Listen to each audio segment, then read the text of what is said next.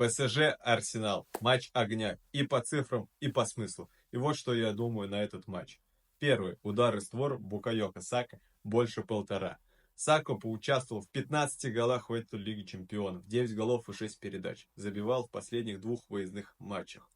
Тотал ударов Арсенала больше 11,5. Команда Артеты — это доминирование, и они не боятся бить даже в гостях. Сака, Хаверт, Райс, все подключаются, давление будет 100%.